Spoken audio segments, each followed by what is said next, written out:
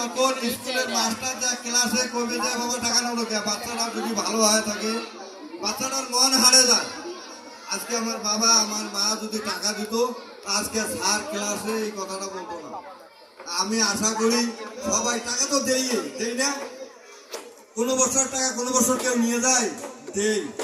প্রতি মাসের টাকাটা প্রতি মাসেই সবাই দেওয়ার জন্য একটু চেষ্টা করো, যাতে এই মাসের টাকাটা ও মাসে না দেয়।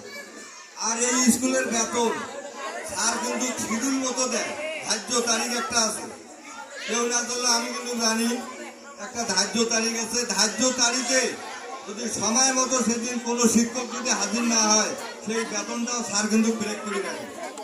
কেন রাখে জানেন? এই বাচ্চাদের সাথে, আমাদের সাথে নয় কিন্তু এই বাচ্চাদের সাথে। উনি বলেন একটা বাচ্চা যেন 15 মিনিট আগে স্কুলে আসি অ্যাটেন্ড হয়। উনি এই কথাটাও বলেন একটা শিক্ষক যেন 15-20 মিনিট আগে অফিসে আসিয়া অ্যাটেন্ড হয়। সে অফিসে আসি অ্যাটেন্ড হওয়ার পর সে যেন ক্লাসে যায়। কেন বলে? এই বাচ্চাদের স্বার্থে। আমি বেশি কিছু না বলবো, সংক্ষিপ্ত বক্তব্য।